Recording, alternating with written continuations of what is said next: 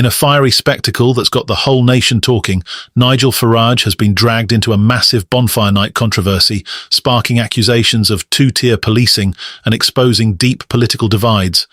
In Lewes, Sussex, Farage was paraded as an effigy, leashed to rioters, in a scene his allies are calling grotesque and outrageous. Supporters of Farage, including prominent Reform UK figures, have accused the police of blatant bias, claiming that if this effigy had depicted Labour leaders like Sadiq Khan or Diane Abbott, the response would have been swift and severe. But instead of condemning the portrayal of Farage, the police praised the event, calling it a spectacular success. This double standard has left Farage's supporters seething, sparking a heated national debate over free speech, political bias, and respect for public figures. But that's only the beginning of the Farage saga this week. In an unrelenting series of attacks, Farage also blasted Prime Minister Keir Starmer for jeopardizing Britain's security by risking poor relations with US President-elect Donald Trump. According to Farage, Starmer's anti-Trump stance could leave Britain defenseless against global threats. With Trump back in the White House, Farage insists Starmer must put aside political grudges and embrace Trump's pro-British agenda, or face disastrous consequences for the UK. Let's dive deeper into this story, where Farage doesn't hold back in his stark warnings and his ruthless criticism of the Prime Minister. Let's start with the explosive Bonfire Night controversy that has Nigel Farage's name on everyone's lips. On November 5th, Sussex saw one of its most infamous annual events, the Lewes Bonfire Night Parade, a celebration with effigies of politicians and public figures who have caused a stir. This year, the organisers presented Farage himself in effigy form, depicted with a pint and cigarette, holding rioters on a chain leash. While effigies are nothing new at Lewes, Farage's depiction has sparked outrage among his supporters, who feel this portrayal crossed a line. Reform UK chairman Zia Yusuf accused the police of blatant hypocrisy, claiming that if the effigy had depicted left-wing politicians like Sadiq Khan or Diane Abbott, the authorities would have immediately intervened and condemned it as hateful. Yet Sussex police not only refrained from criticising the effigy, but went on to praise the Lewes bonfire celebration as a spectacular event that was safely enjoyed by all. This response has Farage's allies and free speech advocates up in arms, accusing the police of a two-tier policing system that gives a pass to left-leaning figures while openly ridiculing right-wing personalities like Farage. The Free Speech Union condemned the effigy, arguing that it simply regurgitates media stereotypes of Farage as a rabble-rouser, when in fact he's one of the few politicians willing to challenge the mainstream. Farage's supporters argue that this portrayal reflects a deeper issue, one where conservative voices are vilified while left-wing leaders receive protection from such caricatures. This isn't just a one-off protest, it's a moment that speaks to Britain's cultural and political divides.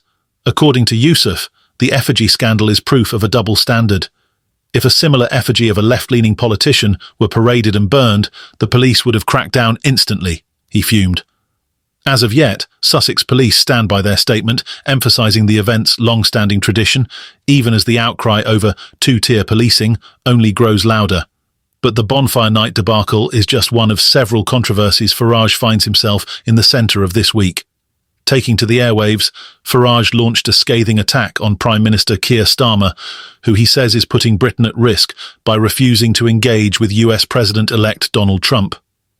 With Trump securing a second term and defeating Kamala Harris in a landslide, Farage insists that Starmer must put the UK's interests above personal biases. Without America, Farage stated, we are frankly defenseless in an increasingly dangerous world. For Farage, Trump represents a golden opportunity for Britain to strengthen its position globally, and he warns that Starmer's frosty relations with the president-elect could leave Britain dangerously isolated. Starmer's history with Trump is one fraught with tension. During Trump's first term, many Labour MPs, including Starmer himself, condemned Trump's policies, from immigration to foreign affairs. Now that Trump is set to return to the White House, Starmer finds himself in a tough spot. Does he swallow his pride and reach out to Trump, or does he maintain his critical stance and potentially sacrifice Britain's security and trade advantages? According to Farage, this decision will define Starmer's legacy. We have our own trade policy now, Farage said on GB News. The question is, does Starmer do what's right for Britain, or does he let Brussels dictate his choices? Farage points to Trump's pro-British stance as a unique opportunity that the UK must capitalise on. Trump has frequently expressed admiration for Britain, particularly through his Scottish roots and his ownership of the Turnberry golf course. This connection, Farage argues, gives the UK an advantage that previous administrations ignored under Biden's leadership. Trump's plans for a new tariff regime further raise the stakes, as UK goods could face a steep 10% tariff unless Britain can strike a favourable trade deal. Farage is urging Starmer to recognise the value of this alliance, stressing that failure to secure a partnership with Trump could devastate British industries, leading to job losses, higher prices, and economic strife for ordinary Britons. Farage's harshest words, however, were reserved for John Bercow, the former Speaker of the House of Commons, who notoriously blocked Trump from addressing Parliament in 2017, citing Trump's racism and sexism. Now, with Trump set for another term, Sir Lindsay Hoyle, the current Speaker, has announced that Trump will be welcome to address both houses of Parliament. Farage didn't hold back, referring to Bercow as a little creep and celebrating Hoyle as a proper Speaker. This shift highlights a significant change in Parliament's attitude towards Trump and underscores the deep divides between Labour and Reform supporters on issues of respect and diplomacy. Meanwhile, as Farage continues to make waves in national politics, his Reform UK party is setting its sights on a major challenge in Wales, where they're vying to break Labour's stronghold in the Senedd. Andrew R.T. Davies, leader of the Welsh Conservatives, has gone on the attack, claiming that Reform UK is already becoming a tired old establishment and accusing them of betraying Welsh voters.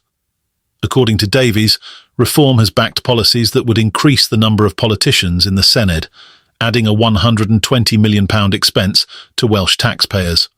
Farage's party insists this expansion is vital for effective governance, but critics argue that it's yet another example of populist politicians making empty promises. The clash between Davies and Farage has intensified as Reform UK positions itself as Labour's main challenger in Wales, a claim that Davies has dismissed as a rehash of UKIP's earlier failed attempts. Farage's party, however, is adamant, with prominent Reform figures promising that nobody's safe from their challenge, aiming to peel off voters not only from Labour, but from Conservatives and Plaid Cymru alike. As the nation watches these controversies unfold, one thing is clear.